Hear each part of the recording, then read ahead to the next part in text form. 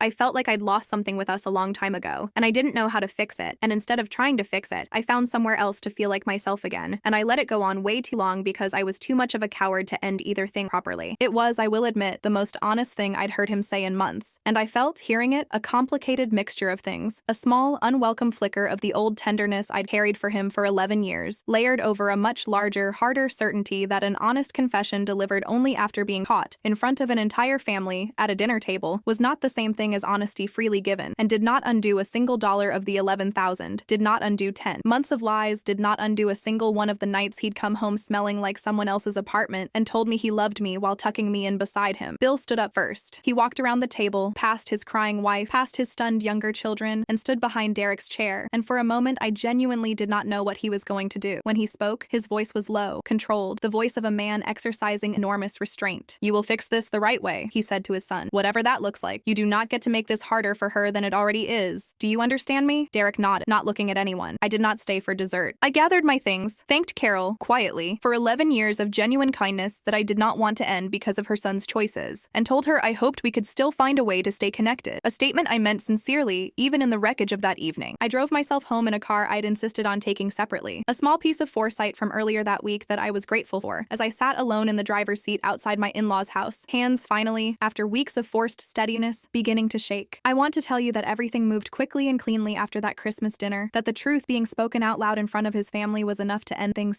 It wasn't. What followed was almost 4 months of a slow, grinding process that tested every piece of resolve I'd built over the previous weeks, and that revealed, in ways I hadn't fully anticipated, that Derek's family finding out was not in itself going to be the end of complications. If anything, it was closer to the beginning of a second, messier phase. Derek moved out 3 days days after Christmas, into a extended stay hotel off the interstate, a decision he made without much discussion, which I think reflected some genuine, if belated, understanding that staying in our house after what had happened was not something either of us could tolerate. I filed for divorce on January 6th, working with Rebecca Sanford, the attorney I'd already met with weeks earlier. And I want to say that having done the documentation work in advance, having every receipt and email and location record already organized before I ever filed a single piece of paperwork, made an enormous difference in how quickly and how favorably the process, even as it remained emotionally one of the hardest stretches of my life. Derek did not contest the divorce itself. I think, after Christmas, he understood there was no version of events where I was going to reconsider, and to his credit, in that specific narrow sense, he did not try to drag out the basic dissolution of the marriage the way some men might have. But the financial side of things became complicated almost immediately, in a way I had not fully anticipated, and it became complicated specifically because of Nicole. I learned through Rebecca in the first week of February that Nicole had reached out to Derek's employer directly, apparently in an attempt to pressure the company into some kind of statement or intervention regarding a workplace relationship, since her employer and Derek's were technically competitors who occasionally shared conference spaces and industry events, a detail that made the entire situation more complicated from an employment standpoint than either of them had probably considered. When this started, what I did not expect was that Nicole, apparently frustrated that Derek had not, in the aftermath of Christmas, immediately moved forward with the future she believed they'd been building toward, began escalating her own behavior in ways that started to affect me directly, not just Derek. The first sign came in mid-January, a series of messages sent to my personal social media account, from an account with no profile photo and a name that was clearly not Nicole's real one, though the writing style, the specific turns of phrase, matched almost exactly the tone I'd read in her emails to Derek months earlier. The messages accused me of manipulating Derek's family against her, of exaggerating the situation to make myself look sympathetic, of, strangely, being the reason Derek was now, in her account, pulling away from a relationship she believed had been building toward a real future. I did not respond. I took screenshots, forwarded them to Rebecca, and was advised correctly that responding would only invite more of the same. The second escalation was more serious. In late January, I received a call from my hospital's HR department, informing me that an anonymous complaint had been filed, alleging that I had used hospital resources, specifically the electronic medical record system, to look up personal information about a private individual, a serious allegation in healthcare, one that could, if substantiated, result in termination and potential loss of my nursing license. I want to be completely clear that this allegation was entirely false. I had never once accessed any hospital system to research Nicole Harmon or anyone connected to this situation. Every piece of research I'd done had been conducted on my own personal devices, on my own time, through public records and open source information available to anyone with an internet connection and patience. But the accusation itself triggered a mandatory internal investigation, one that required me to sit through 2 separate interviews with hospital compliance officers, producing my own personal browsing history and device logs to definitively prove I had not touched any hospital system in connection with this situation, a humiliating and stressful process that took nearly 3 weeks to fully resolve, and that I strongly suspected, though could never definitively prove, originated from Nicole herself, given the timing and the specificity of what the complaint alleged. I was cleared entirely by the second week of February, the investigation finding no evidence whatsoever that I had misused any hospital resource, but the experience left me rattled in a way that the initial discovery of the affair, oddly, had not. There is something specifically destabilizing about having your professional integrity attacked by someone who has no actual relationship to your professional life, an attack that exists purely to cause chaos and consume your time and energy at a moment when you are already stretched thin defending yourself on an entirely different front. Rebecca, when I told her about the HR complaint, was not surprised. "This is a pattern I see sometimes," she told me. "When the other party in a situation like this feels like they've lost control of the narrative, they start looking for other pressure points, other ways to destabilize you, hoping it'll either make you back off or make Derek feel sorry enough for you or angry enough at the chaos to reconsider staying with them instead." She advised me to keep a careful log of every incident, every contact, every strange occurrence, in case a pattern of harassment needed to be documented for legal purposes down the line. That pattern continued, unfortunately, through most of February. A fake account left a series of 1-star reviews on the hospital's public page, specifically calling out my name and alleging unprofessional conduct, reviews that were eventually removed after the hospital's marketing team investigated, found no corresponding patient complaints or documentation to substantiate any of the claims. My car, parked in our driveway on a night in mid-February, had all 4 tires slashed, an incident I reported to the police. Though without any direct evidence connecting it to Nicole, the responding officer noted there wasn't enough to pursue formal charges, only enough to file a report that I made sure Rebecca kept on record. Derek, for his part, seemed genuinely blindsided by Nicole's escalating behavior, which told me something important, that whatever fantasy version of their relationship he'd been telling himself was one where things would simply resolve smoothly once he was free of his marriage, and he had clearly not anticipated that the woman he'd been having an affair with for 10 months might, once thwarted, become someone actively working to destabilize both of us. He reached out to me twice during that period, not to reconcile, but seemingly out of a genuine, if belated, concern about what was happening, telling me he'd cut off all contact with Nicole entirely as of late January, that he was as unsettled by her recent behavior as I was. I did not fully trust him in those conversations, understanding by that point how thoroughly he had proven capable of maintaining one narrative while living another. But I will say that the specific texture of his alarm during those calls felt, to me, genuine in a way that the rest of his behavior over the previous months had not. The situation with Nicole finally began to de-escalate in early March, after Rebecca, working alongside an attorney I retained specifically to address the harassment, sent a formal cease and desist letter documenting every incident, the social media messages, the false HR complaint, the fake reviews, the tire slashing. Though the letter was careful to note that direct legal responsibility for the tires could not be conclusively established, and making clear that any further incidents would result in a formal request for a restraining order, along with a civil suit for damages related to the false complaint filed with my employer, which our attorney noted could constitute tortious interference with my employment. Whether it was the letter itself or simply the natural exhaustion of a pattern of behavior that had, by that point, run its course, the incident stopped almost entirely after that. I later learned, through a mutual contact of Derek's, that Nicole had accepted a position with her company's office in Atlanta and relocated by the end of March, a move that felt to both Derek and me like the actual final chapter of that particular part of the story, even if neither of us could ever say with certainty what specifically prompted the timing of it. The divorce itself was finalized in early May, just under 5 months from the day I found that receipt in the shoebox. Given the documented evidence of marital misconduct, the financial trail Rebecca and I had built so thoroughly in advance, and North Carolina's laws around equitable distribution, I was awarded the house, along with a settlement that accounted for the $11,240 Derek had spent on Nicole over those 8 months, treated correctly as a dissipation of marital assets. It was not, in the end, a contentious court battle, largely because the evidence was simply too thorough for Derek's own attorney to advise fighting it aggressively, but it was, still, a slow and exhausting process. 5 months of paperwork and mediation sessions and the specific particular grief of watching a life built for over a decade get itemized, divided, and formally closed out on official documents with a judge's signature at the bottom. I saw Derek one more time after the divorce was finalized, at a mutual friends gathering that neither of us had realized the other would attend, an accidental collision that neither of us handled with much grace, both of us stiff and careful in the specific way you are around someone who used to know every detail of your life and now knows only the outline of you've become since. He told me he was still working through things in therapy, that he'd started finally, actually confronting whatever had led him to make the choices he'd made, a process he admitted he probably should have started years earlier, instead of finding somewhere else to disappear into. I told him I hoped that was true, and I meant it, in the specific, distant way you can hope well for someone you no longer have any stake in, the way you might hope a stranger's surgery goes well. I moved back into full ownership of our house that June. I repainted the bedroom, a soft sage green I'd wanted for years and never gotten around to, one of 100 small, quiet reclamations I made over that summer, room by room, turning a house that had, for months, felt like a crime scene of sorts, back into something that was simply, finally, mine. I finally renovated the kitchen, the project Derek had told me we couldn't afford 4 months before I discovered he'd spent $11,000 on someone else, and I remember standing in it the week it was finished, running my hand along a countertop I had wanted for 2 years, and never once felt entitled to ask for again after being told, so convincingly, that we couldn't afford it, understanding that I had, finally, given myself the thing I'd quietly wanted and quietly denied myself for far too long. I think often about the 11 months between that regional conference in February and the moment I found a bracelet receipt tucked into a shoebox. 11 months during which an entire second life was constructed in the spaces of my own, careful enough that I never once suspected it, close enough that it left a 5-week trail once I finally started looking. I think about how close I came to never finding that receipt at all, to spending my 12th anniversary the same way I'd spent my 11th, unknowing, still trusting, still building a life on top of a foundation that had already, quietly, given way. I don't know if I believe, the way some people do, that everything happens for a reason. I don't think there was any grand design in a shoebox left slightly out of order, in a receipt tucked between an old parking ticket and a warranty card. I think sometimes things simply become visible when they become visible, and what you do in the space after that is the only part that's actually up to you. What I know is that I spent 5 weeks becoming someone I did not previously know I was capable of being, patient and precise and unwilling to accept a smaller version of the truth than the one that actually existed, and that whoever that woman was, the one who sat on the floor of an office at midnight, methodically documenting the end of her own marriage with a steadiness she didn't know she had, she is the one who built the life I'm living now, on my own terms, in a kitchen I finally let myself want. This past November 14th, my 12th anniversary, the first one I've spent without a husband in 12 years, I made myself dinner in that kitchen, poured a glass of wine, and sat at my own table in a house that is entirely, finally mine. I did not spend the evening waiting to see what someone else remembered or forgot. I remembered it myself, and that, it turns out, was enough. I want to go back and fill in something I skipped over too quickly, because I think it matters, and because when I've told pieces of this story to people since, this is the part they always ask about first. They want to know how I survived those 5 weeks. Not the mechanics of what I found, but how a person keeps functioning, keeps showing up to work, keeps sleeping next to someone every night while carrying a secret that large. The answer is that I didn't do it entirely alone, even though it might have sounded that way in how I told it. I told one person, and only one person, during that entire 5-week period. Her name is Denise, and she's been my closest friend since nursing school. Someone who worked a different unit at a different hospital across town, but who I still saw at least once a week. Coffee on Sunday mornings when our schedules aligned. A ritual that had survived both of us getting married, one of us having a difficult divorce of her own 4 years earlier, and every other shift life had thrown at us over the 15 years we'd known each other. I told Denise on the Sunday after I found the folder in his laptop, sitting across from her at the same coffee shop we always went to. And I remember she knew something was wrong before I even opened my mouth, because she said, the second I sat down, "You look like someone died." I didn't cry telling her. I'd already used up whatever tears I had access to in the privacy of my own bathroom over the preceding days. And what came out instead was something flatter, more clinical, the same recitation of facts I would eventually deliver to Rebecca, and then to a room full of Derek's family at Christmas. Denise listened without interrupting, the way she always has. And when I finished, she reached across the table and took both of my hands and said something I've thought about many times since. "You are allowed to fall apart," she said. "You don't have to be the calm one through this. I know that's what you do. I've watched you do it since nursing school. You go still and quiet and functional when everything is on fire, and it's the thing that makes you good at your job. But Maya, this isn't a code. You're allowed to just be a person whose husband did something unforgivable." I told her I couldn't afford to fall apart yet, that I needed to be functional long enough to gather what I needed, and she didn't argue with the strategy, but she made me promise something that ended up mattering more than I expected. She made me promise to check in with her every single day during those 5 weeks, even just a text, even just 2 words, so that she would know, at minimum, that I was still upright, still eating, still not doing something reckless out of the specific, isolating grief of carrying something that big by yourself. I kept that promise. Some nights the text was just, "Still here." Some nights it was longer, a paragraph typed out at midnight after Derek had fallen asleep. Everything I'd found that day laid out to another human being, because I needed, at minimum, one other person in the world who knew the full shape of what I was walking through. Denise came with me to my second meeting with Rebecca, sitting in the waiting room the entire time so I'd have someone to drive me home if I needed it, which, as it turned out, I did, because that particular meeting was the one where Rebecca walked me through, in detail, what the financial disclosure process would actually look like. The depositions, the discovery requests, the specific invasive process of having every dollar Derek and I had ever spent laid open for scrutiny by lawyers on both sides. I remember sitting in Rebecca's office listening to her explain the timeline and feeling, for the first time since I'd found that receipt, something closer to real fear rather than the cold, focused determination I'd been running on. Fear about how long this was actually going to take, how much of my life it was going to consume, whether I had the stamina to see something like this through to the end. Denise drove me home that day, and she didn't try to fix anything or offer platitudes. She just put on a playlist we used to listen to in nursing school and drove with the windows cracked, and somewhere around the 3rd song I started crying. Finally, the kind of crying I hadn't let myself do in front of Derek, ugly and loud and unself-conscious, and she just kept driving, one hand reaching over occasionally to squeeze my knee, letting me have it without trying to talk me out of it. I bring this up because I think the story I've told so far makes it sound like I moved through those 5 weeks purely as some kind of methodical, unfeeling investigator, and that isn't the whole truth. The investigator was real, and she was necessary, and she was the part of me that ultimately got through the confrontation and the divorce with everything intact. But there was also a woman falling apart in a bathroom with the fan running, a woman who sat in her car in a hospital parking garage some mornings for 10 minutes before she could make herself walk inside, a woman who lost 11 pounds over those 5 weeks without trying, whose hair started coming out in the shower in a way that alarmed her enough to mention it to her own doctor eventually. Both of those women were me. I don't think you can survive something like this by being only the composed one. I think you need both, the part that keeps functioning and the part that's allowed, eventually, somewhere private and safe, to fall apart completely. I want to talk more about the false HR complaint, because I mentioned it earlier but moved through it quickly, and I think the details matter, both because of what they reveal about how far Nicole was willing to go, and because I think anyone who works in a licensed profession, nursing, medicine, law, teaching, anything requiring a credential that can be threatened, should understand how genuinely destabilizing an accusation like that can be, even when it's entirely fabricated. The complaint alleged, specifically, that I had accessed the electronic medical record system to look up a patient named Nicole Harmon, who, according to the complaint, had received care at an affiliated urgent care clinic within our hospital system roughly a year earlier, and that I had done so to obtain personal information, an address and phone number, that I then used to harass her. This was, in every particular, false. I had never accessed the EMR system to look up Nicole Harmon or anyone connected to her, and in fact, our hospital's audit logs, which track every single login and every single record accessed by every employee, would have shown definitively that no such access had occurred under my credentials. But the process of proving a negative, even one this clearly demonstrable, still required weeks of my life. I was placed on a temporary administrative modification probation, not quite suspended, but reassigned away from direct patient charting duties for 11 days, while compliance completed their review. A reassignment that meant working a desk role I hadn't done since orientation, answering phones and processing paperwork instead of the actual nursing work I'd built my entire career around. A demotion in every sense except the official one, made worse by the fact that several coworkers, understandably, given how these things work in any workplace, began asking quiet questions, wanting to know what was going on. Questions I couldn't fully answer without unpacking the entire situation with people I worked alongside, but wasn't ready to share the full details of my personal life with. I sat for 2 formal interviews with a compliance officer named Patricia Nguyen, a careful, thorough woman who I could tell, even through the formality of the process, did not actually believe the allegation held water, but who was bound by policy to complete a full investigation regardless of her personal read on the situation. I brought my personal laptop to the second interview at Rebecca's suggestion and walked Patricia through my own browsing history for the relevant dates, showing her that every search I'd conducted about Nicole Harmon had come through public search engines, county clerk websites, and social media platforms, all time-stamped, all conducted on my own device on my own time, none of it touching any hospital system whatsoever. The investigation cleared me formally on February 19th. A letter placed in my personnel file noting the allegation had been fully investigated and found to be unsubstantiated, with no corresponding evidence of any policy violation. Patricia told me off the record at the end of that final interview that in her 7 years doing compliance work, this was one of the more clear-cut false complaints she'd handled, and that she suspected, given the timing and specificity, that whoever filed it had some personal motive entirely unrelated to any genuine concern about patient privacy. She couldn't say that officially, of course, but she said it to me anyway, and I remember feeling for the first time in weeks like someone in a position of actual institutional power had looked at what was happening to me and seen it clearly for what it was. I want to also go back to the deposition process during the divorce itself, because it was, in its own way, one of the harder parts of the entire ordeal, harder in some respects than the Christmas confrontation itself, because it required sitting across a conference table from Derek and his attorney for nearly 4 hours, answering questions under oath about the specific details of our marriage, our finances, my own knowledge of his affair, all of it recorded by a court reporter typing every word. Derek's attorney, a man named Gregory Aldis, tried, at several points during that deposition, to suggest that I had somehow contributed to the marriage's breakdown, asking pointed questions about my work schedule, about whether I had been emotionally available to Derek during our marriage, about a period 2 years earlier when I'd gone through a stretch of depression following my father's cancer diagnosis, a stretch during which, Aldis suggested, I had perhaps been withdrawn from the marriage, in ways that might have contributed to Derek seeking connection elsewhere. I remember Rebecca's hand finding my knee under the table during that line of questioning, a small, steady pressure that told me to stay calm, that this was a predictable tactic, that I didn't need to let it rattle me. I answered honestly. Yes, I had gone through a difficult period after my father's diagnosis. Yes, there had likely been stretches during that time where I was less emotionally present than I would have wanted to be. And then I said something that I had not planned in advance, that came out of me in the moment with a clarity I hadn't expected. My father was diagnosed with stage 3 colon cancer in March of 2 years ago, I said. I was struggling, yes. And during that exact same period, according to the emails I've already provided in Discovery, my husband began his affair with Nicole Harmon within weeks of my father's diagnosis. So if the suggestion here is that my grief over my father's illness somehow drove Derek into another woman's bed, I'd point out that a husband who loved his wife might have responded to that grief by holding her closer, not by finding someone else to spend evenings with instead. Aldis did not pursue that line of questioning much further after that. Derek, sitting beside him, did not look at me for the remainder of the deposition. My father, I should say, is doing well now. His cancer went into remission after surgery and a course of chemotherapy that ended just over a year ago, and he was, in fact, one of the first people I told about the divorce, sitting in his hospital room during a follow-up appointment, a conversation I dreaded having given everything he'd already been through, but one that ended with him gripping my hand and telling me he was proud of how I'd handled it, prouder, he said, than he could put into words. My father has never been a man who says things like that easily, and I've held on to that sentence, the specific weight of it, through every hard week since. I mentioned earlier that I called Paul Ferris, Nicole's second ex-husband, and that the call confirmed a pattern I'd already begun to suspect. I want to slow down and tell that part of the story properly, because at the time, sitting in my car in a grocery store parking lot with my phone pressed to my ear, it was one of the strangest and most illuminating hours of the entire ordeal, and I think it deserves more than the brief summary I gave it. I found Paul on a professional networking site on a Tuesday night, scrolling through profiles under the name Ferris, cross-referencing job titles and locations against the wedding announcement I'd found, narrowing down a list of 11 possible matches to the one that fit. An engineer at a manufacturing firm outside Cincinnati, a man whose profile photo showed someone in his late 30s with the specific tired look of a person who has been through something and come out the other side of it, changed. I sent him a message that I rewrote probably 9 times before finally sending, trying to find language that was honest without being alarming, direct without sounding unhinged. A woman he had never met explaining that she believed they might share an unfortunate connection. He responded 2 days later, not through the platform's messaging system but with a phone number and a single line. If If this is about who I think it's about, call me. I'd rather talk than type. I called him on a Thursday evening, sitting in my car outside a grocery store because I hadn't wanted to have this conversation inside our house. Hadn't wanted whatever I learned to happen in the same rooms where Derek and I still, at that point, ate dinner together most nights, still slept in the same bed, still maintained a fragile, hollowed-out version of normalcy, while I quietly built the case that would end. Paul was, from the first minute of that call, generous with his time and his honesty in a way I hadn't fully expected. He told me he and Nicole had married young, both 26,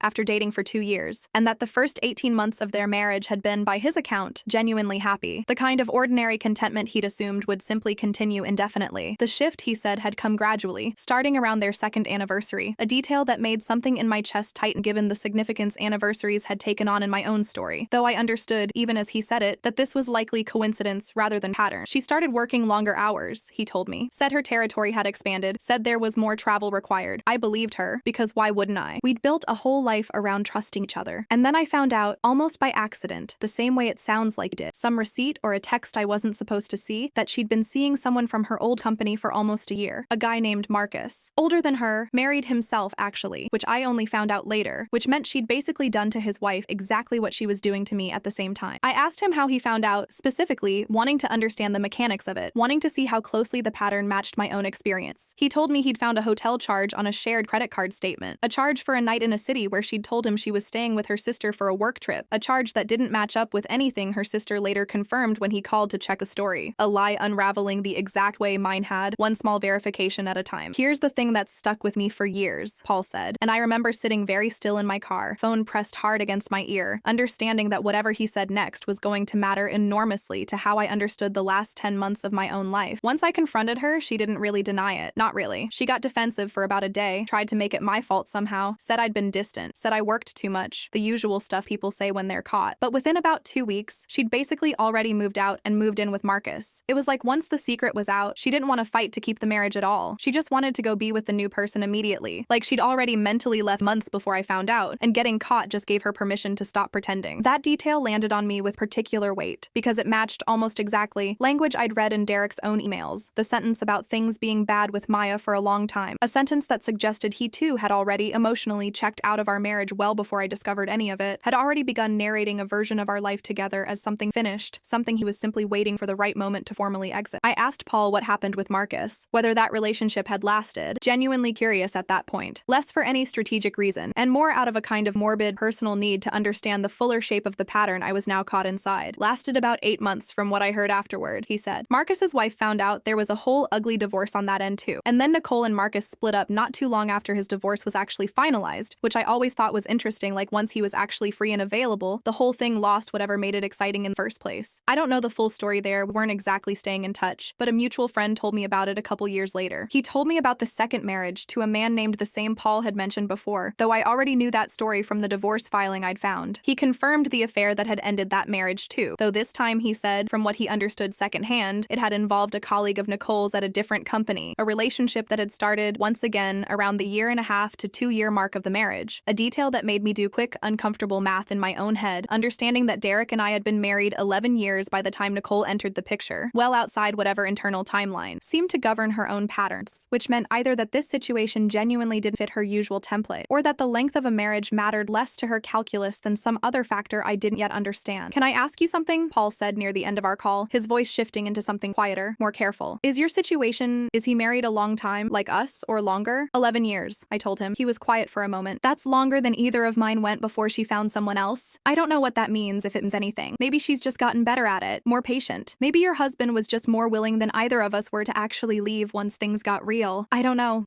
For what it's worth, I'm sorry you're going through this. Nobody should have to go through it once, let alone hear that it's apparently a pattern. I thanked him. And before we hung up, I asked him the question that had been sitting underneath the entire conversation, the one I hadn't quite worked up the nerve to ask directly until that moment. Do you think she does this deliberately, like targets married men specifically? Or do you think it's more that she just falls into things and doesn't stop herself? Paul thought about that for a long moment before answering. Honestly, I've wondered about that for years and I still don't fully know the answer. Part of me thinks she genuinely believes every single time that this new thing is real, that this is the person she's supposed to be with, and the marriage part is just an inconvenient obstacle rather than something she thinks about morally. But another part of me thinks there's something about the chase itself that something about being the exciting alternative to somebody's regular life, and once that person is actually free and available and the chase is over, the whole thing stops being interesting to her. I don't think I'll ever really know which one it is. Maybe it's both. I thought about that conversation for weeks afterward, turning it over, trying to decide what it meant for my own situation, whether it changed anything about what Derek had done, or simply added context to who he'd done it with. I want to be honest that it did not, in any meaningful way, reduce my anger at Derek himself. Understanding that Nicole appeared to have a pattern did not erase the fact that Derek was a grown man who made his own choices, who had every opportunity at any point across those 10 months to end things with her and be honest with me, and who instead chose, repeatedly, deliberately, to continue lying to both of us simultaneously for as long as the arrangement remained convenient to him. If anything, understanding Nicole's pattern made me angrier at Derek in a specific, additional way, because it meant he hadn't even been the exception to some rule, hadn't been some singular, unprecedented temptation that had derailed an otherwise solid man. He had been, apparently, simply the latest in a fairly predictable sequence. A married man who fit a profile Nicole had, whether consciously or not, successfully targeted at least twice before. I did use this information eventually, though not in the way I might have originally imagined when I first started digging. I did not confront Nicole with it directly, did not use it as ammunition in some dramatic scene. Instead, I gave the full background, including my conversation with Paul, to Rebecca, who incorporated it as context in our filing, establishing, for the court's benefit, a documented pattern that supported the broader narrative of financial dissipation and marital misconduct. Evidence that, according to Rebecca, likely played some role in how favorably the settlement negotiations ultimately went, since it painted a fuller, harder-to-dispute picture of exactly what had happened over those 10 months and why. I also, and this is something I debated for a long time before doing, sent Paul a brief message after everything was finalized, letting him know how the situation had resolved, thanking him again for his honesty on that call. He wrote back something I've kept saved on my phone since. "I'm glad you got out with everything documented the way you did. For what it's worth, from someone who's been through a version of this twice, it does get better. Slower than you'd want, but it does. Good luck to you." I don't know what happened to Nicole after she relocated to Atlanta. I made a deliberate choice, somewhere around the finalization of the divorce, to stop tracking her, to stop checking the social media accounts I'd once monitored so carefully, to let whatever happened next in her life happen entirely without my attention on it. I think there's a version of this story where I could tell you I looked her up recently, found some satisfying update about consequences finally catching up with her, but I don't actually know if that's true. And I've come to believe that not knowing, choosing not to know, is itself a kind of freedom I didn't fully appreciate until I claimed it for myself. I want to spend some time now on the part of this story that doesn't involve Derek or Nicole at all, because I think the rebuilding matters just as much as the discovery and the confrontation. And because when I look back on the entire year now, it's this part, the quiet, unglamorous work of putting a life back together, that I'm actually proudest of. The house felt strange for months after Derek died. I don't mean that in some poetic, metaphorical sense, though it was that too. I mean it practically, physically. There were entire rooms I avoided for weeks, the home office where I'd found the folder on his laptop, a room I eventually repurposed entirely, tearing out the desk we'd shared and turning it into a small reading room with a single armchair and shelves for the books I never had time to read during 12-hour hospital shifts. The bedroom took the longest. I slept on the couch for almost 3 weeks after he left, unable to make myself sleep in the bed we'd shared for 11 years, unable to shake the specific physical memory of lying beside him during those 5 weeks when I already knew everything, and he still didn't know that I knew, running my documentation over and over in my head while his breathing settled into sleep beside me. Denise helped me repaint that bedroom on a Saturday in June, the two of us in old clothes with paint in our hair, the windows open, a playlist running the whole afternoon, and I remember standing in the doorway afterward, looking at the soft sage green drying on the walls, and feeling something shift in my chest that I hadn't felt in months, something closer to possibility than grief. It's a strange thing how much a coat of paint can do for a person's ability to sleep in a room again. I moved back into the bedroom that same night, and though I won't pretend it was instantly comfortable, it stopped over the following weeks, being a room haunted by anything except my own life going forward. I threw myself into work during that period in a way that my supervisor actually pulled me aside about at one point, gently, in April, asking if I was doing all right, noting that I'd picked up more extra shifts in the previous 2 months than I had in the entire previous year combined. I told her the truth, that work had become the place I felt most like myself, most useful, most anchored, during a period when almost everything else in my life felt like it was being actively dismantled and rebuilt at the same time. She didn't push back on the extra shifts, but she did make me promise to take an actual vacation once the divorce was finalized, a promise I initially waved off and eventually, months later, actually kept. I want to tell you about a specific night on the unit because I think it says something about why nursing mattered so much to me during that stretch, why it became the thing that kept me tethered while everything else was in flux. It was early March, right in the thick of the HR investigation, right around the time the tire slashing happened, one of the hardest weeks of the entire ordeal. I was assigned to a young couple, both 23, having their first baby, a labor that had gone long and difficult and ended after nearly 19 hours, in an emergency cesarean that had genuinely frightened everyone in the room for about 4 minutes before the baby's cry filled the space and everyone exhaled at once. I remember standing at the edge of that room afterward, watching this exhausted, terrified, ecstatic young mother hold her daughter for the first time, watching her husband cry in the specific, unself-conscious way new fathers sometimes do, and feeling something crack open in my own chest. Not sadness exact, something more complicated. A reminder, delivered by two strangers in the middle of the worst month of my adult life, that people still built things worth building. That love, the real kind, still existed and still worked the way it was supposed to, even while my own version of it was falling apart in a lawyer's office 15 minutes away. I cried in the supply closet after that delivery, quietly for about 90 seconds, and then I washed my face and went back out and finished my shift. And I think that 90 seconds in a supply closet, more than almost anything else that happened during those months, taught me something about how grief and purpose can occupy the same body at the same time without canceling each other out. I want to talk about my sister's wedding in Mexico too, because it ended up happening on schedule in February, right in the middle of everything. A trip I almost canceled entirely given how much was happening with the HR investigation and the early stages of the divorce filing, but that Rebecca and Denise both, independently, insisted I go on anyway. You need 5 days where nobody can serve you papers or send you a fake complaint, Denise told me, only half joking. I went. I sat on a beach in Tulum and watched my younger sister marry a man who looked at her the way I used to believe Derek looked at me, and I cried during the ceremony. Real, uncomplicated tears, the kind that come from genuine joy rather than grief. And it was, I think, the first time in months I'd cried about something that had nothing to do with my own situation at all. A small but important reminder that the rest of the world, the good parts of it, were still happening, still available to me, even in the middle of everything else. My sister Caitlin knew the full story by then, and she pulled me aside during the reception, the two of us standing barefoot in the sand with our shoes in our hands, and she told me something I've held on to since. I know this is your worst year, she said, and I hate that it's happening during what's supposed to be my best one. But I need you to know, watching you handle this, watching you figure out exactly what you needed to do, and just do it, methodically, without falling apart in front of anyone who mattered, has genuinely changed how I think about what I'm capable of. If something like this ever happened to you, didn't just survive this, you're going to come out of it stronger than you went in, and I don't say that as some empty comfort thing. I actually believe it. Watching, I think about that conversation often, especially on the harder days that still occasionally come, because grief doesn't move in a straight line no matter how well documented your case was, or how favorable your settlement turned out to be. There are still nights, even now, over a year removed from finding that receipt, where something small triggers a wave of it unexpectedly. A song that was playing during some ordinary drive in the early years of our marriage, the specific smell of a restaurant we used to go to, a commercial for a jewelry store that makes my stomach drop before I can stop it. I don't think that ever fully goes away, and I've stopped expecting it to. What's changed is how much space it takes up now, how much shorter those waves last, how much more of my life exists outside their reach compared to how things felt in those first raw months. I started dating again in the fall, almost a year after finding that receipt, cautiously at Denise's gentle but persistent encouragement through an app she basically set up for me over her own objections about how much she generally disliked the entire concept. I want to be honest that it's been slow going, that I catch myself, more often than I'd like, running a kind of background investigation on every new person I'm cross-referencing small inconsistencies in what they tell me with what I can verify independently, a habit that was, for 5 weeks,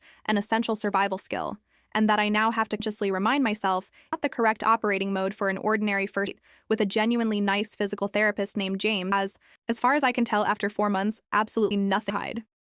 My therapist, a woman named Dr. started seeing in March on Rebecca's recommendation, has helped me understand that this particular habit, the reflexive verification, the quiet cataloging of inconsistencies, isn't something to be ashamed of, but it is something learned to set down deliberately in situations no longer serves a purpose. The way you'd set down a tool you needed for one specific job, but don't need to carry with you into every room of your life. We've talked in those sessions about trust, about how 11 years of believing in something that turned to be partly hollow changes a baseline relationship to belief itself, about how healing from something like this isn't really about getting back to who you were before. That person, in some ways, is gone, replaced by someone capable and more guarded in roughly equal measure. And the actual work is learning how to let the capable part stay while gradually, fully letting some of the guardedness soften again, at a pace that feels rather than reckless. I don't know yet where things will go with James. It's early.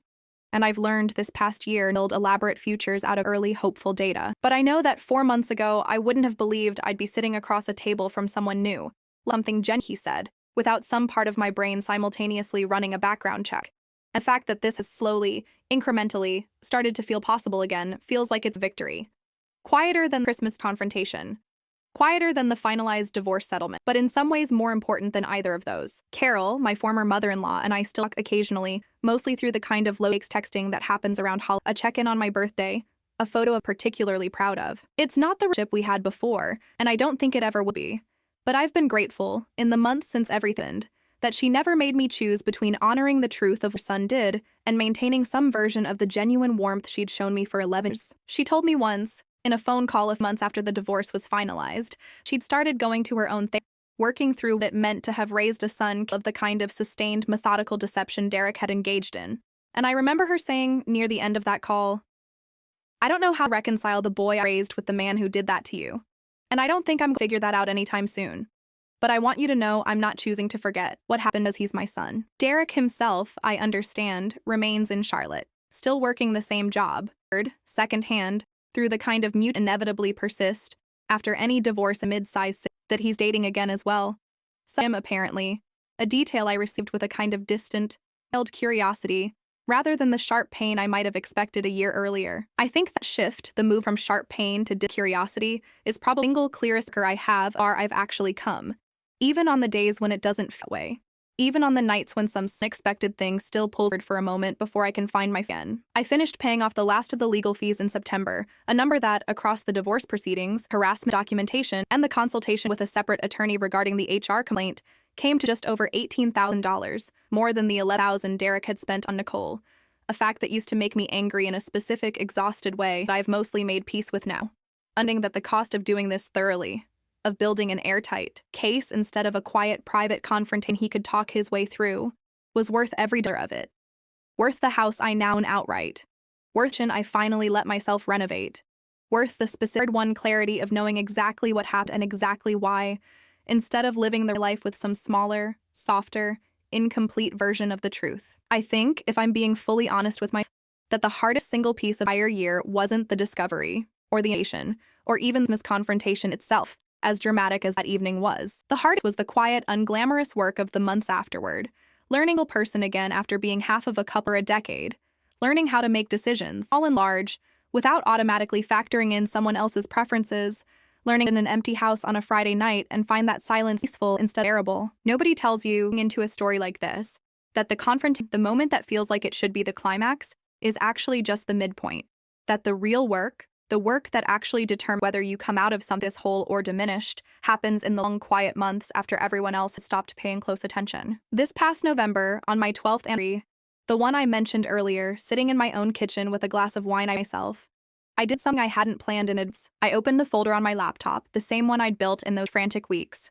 The emails and receipts and screenshots and financial records that had once represented the worst discovery of my life. And I read through it one more time, slowly, deliberately, not out of any lingering need for evidence, but almost as a kind of ritual closing. Formally acknowledging everything that folder had cost me, and everything it had ultimately given me. The truth, the clarity, the house, the settlement, the eventual hard-won piece of knowing I had the worst thing that had ever happened to me, with this I hadn't known I possessed until I needed it. I closed the laptop after that, poured of wine, and sat at my own table, in my own kitchen, in a house that belongs entirely to me now. And I thought about the woman who used to stand in that kitchen 11 years earlier, watching a man she loved walk out the door on their anniversary morning without a word to see what he'd planned. Trusting completely, still life on a foundation she didn't yet know was already compromised. I don't know if that woman would become since. More careful, more capable, occasionally still more guarded than I'd like to be. But I know she'd be proud of her. In the specific, quiet way sister was proud on that Tulum, the way my father was proud of me in his hospital room, the way I've slowly over the past year be proud of myself. He forgot our anniversary that year. He did not forget hers. And somewhere in the 5 weeks between finding that receipt and standing up at a Christmas dinner table the truth out loud, I stopped being waiting to find out what someone else remembered about her, and became, instead, someone who remembers, clearly, completely, exactly what she's capable of when everything she believed in turns out to be half true. That, more than the house, more than the settlement, more than anything else this past year gave me, is the thing I'm most grateful to have found in that shoebox on a Wednesday afternoon in November, tucked between a parking ticket and a receipt for a coffee no longer even owned. There's one more thread I want to properly, because I skipped it too quickly earlier, and it's a thread that mattered a great deal to how the fun of this whole situation played out. Mentioned that Nicole had reached out to Derek's employer in an attempt to create a workplace consequence connected to their relationship, given that her company and his occasionally overlapped at events. I want to tell you what actually happened with that because it turned into its own small, strange chapter that I didn't see coming. Derek's company, a mid-sized pharmaceutical firm called Ardent Biosciences, fairly standard conflict policy, required employees to disclose personal relationships with individuals at competing firms, specifically because of the sensitive, competitive nature of territory information, relationships, and pricing strategy that sales on both sides had access to. Dan never disclosed his relationship with Nicole, for the obvious reason that disclosing it required explaining what the relationship actually was, and to whom. When Nicole contacted Ardent's compliance department in late January, ostensibly framed outreach as a concern about proper channelization between competing sales territories, she inadvertently opened an nothing to do with our marriage at all and everything to do with whether Derek had shared any competitively sensitive information with 10 months of their relationship, a question that, once raised, could not simply be waved away, because pharmaceutical sales, more than most industries, this kind of things given the regulatory environment the entire sector operates within. I learned about this development only secondhand, conversation Derek had with his mother that Carol later relayed months after the fact.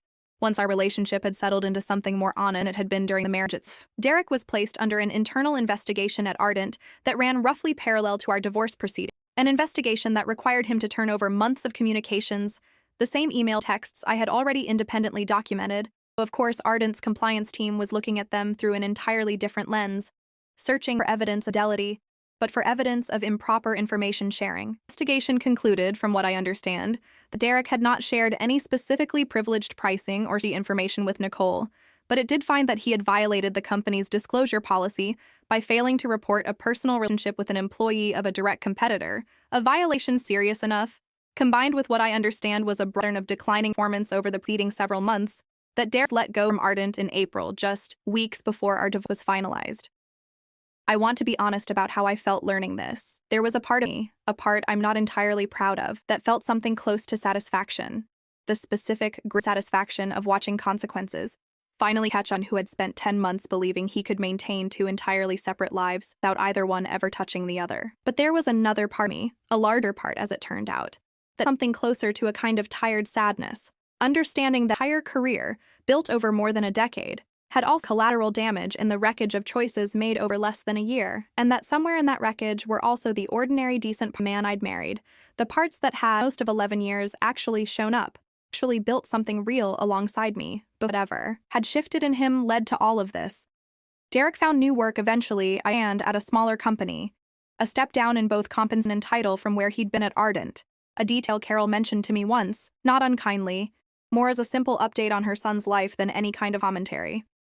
I didn't ask for details and she didn't offer many. There's a version of me from a year ago who might have wanted to know every specific, who might have taken some active pleasure in consequences the way I once tracked his location data and his bank statements. The version of me now most nodded, said I hoped he landed some good fit for him, and changed the subject to ask about Carol's garden instead. And I think that shift, more than almost anything else, tells you how far removed I've become from the version of myself that spent 5 weeks documenting every detail of another person's life with focus of someone diffusing a bomb. I want to close with one more because I think it's the right note to end on, even though it happened months before that anniversary dinner I described earlier, back in July. What would have been a completely unreliable Tuesday, if not for one specific moment. I was at the hospital midway through a 12-hour shift when I got a text from an unknown number that turned out to be the young mother I bore back in March. The one whose emergency cesarean had ended a flood of relief and joy that cracked something open in me in the middle of my worst month. Gotten my number, I later learned, through a nurse manager who helped facilitate these kinds of reconnections when patients persisted it, and her message was simple. She wanted to send her daughter, 4 months old by the sitting up on her the first time, and she wanted to thank me again for what she called being so calm when everything felt like it was falling apart. I sat in the break room reading that message, looking at a photo of a baby I'd helped bring safely into the world during the same week. It felt like it was falling apart in an entirely different way. And I thought about how strange and how oddly generous timing can sometimes be, how a stranger's gratitude months later without any knowledge of what I'd been carrying that particular week could land with such unexpected weight. I wrote back, told the baby was well, told her I was so glad they were both doing well, and then I sat there for another minute, just breathing, before I clocked back in and finished my shift.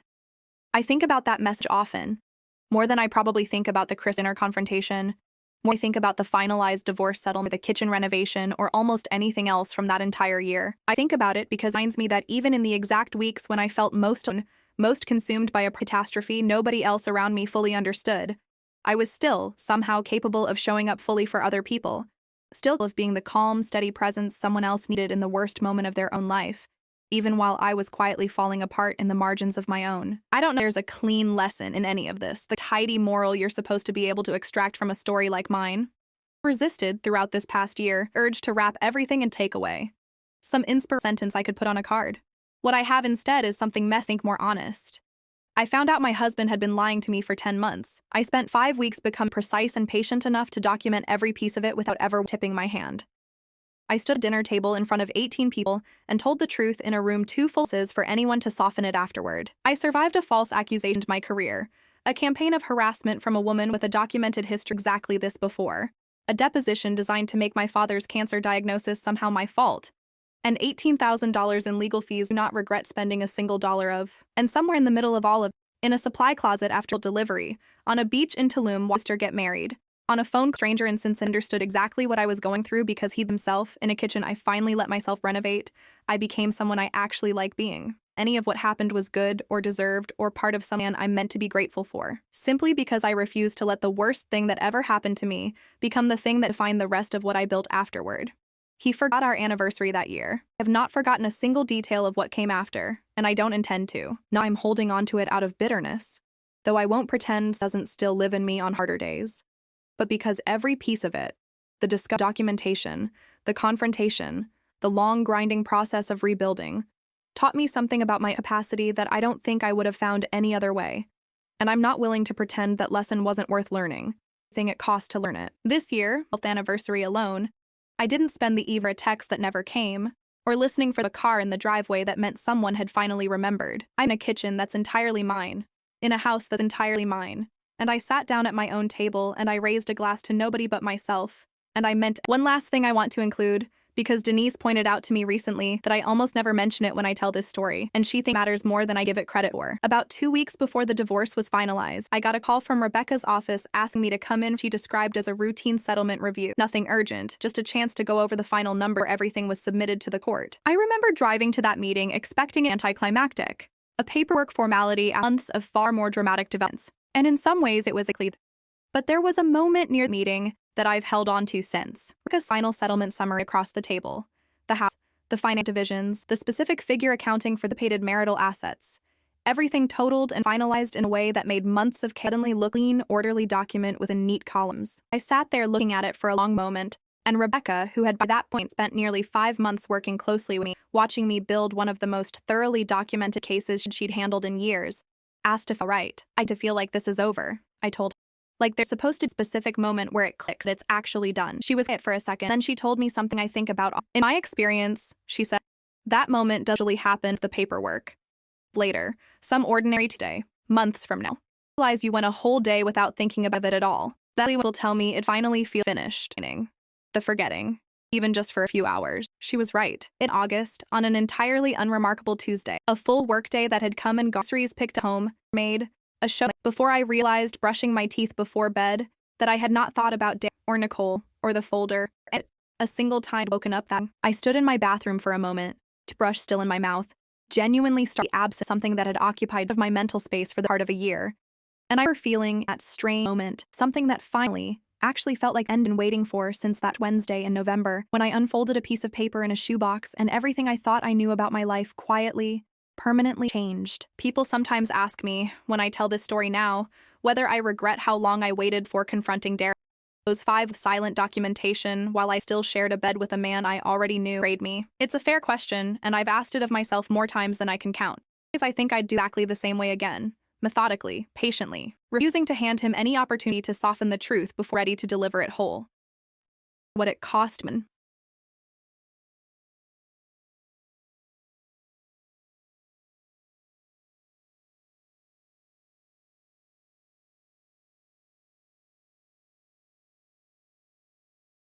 11 years, one forgotten anniversary, one remembered learned the hard way.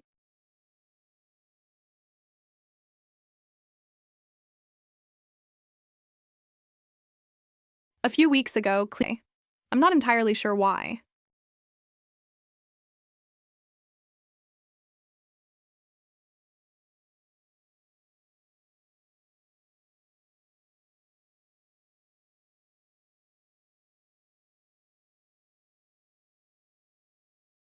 To submit as evidence. Piece of paper that had traveled from a shoebox in my closet. I documented or now held nothing at all, because exactly what I built in the year that followed, and that in the end, Sometimes, late at night, I still think about the version of this story where I never opened that shoebox at all, where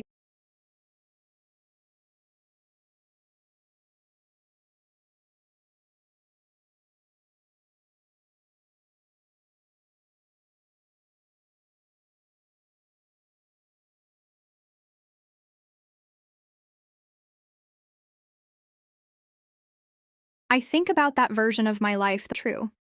I don't know what I would have found if I'd never opened it.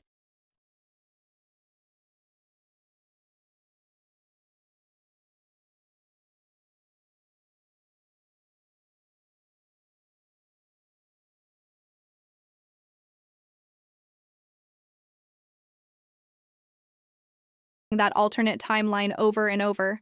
But somewhere in the last year, I stopped needing to, because the life I actually have now, imperfect entirely, has become substantial enough on its own that I don't need to measure it against some unlived alternative to know it was worth building. That's really the whole box. A receipt. 5 weeks of silence.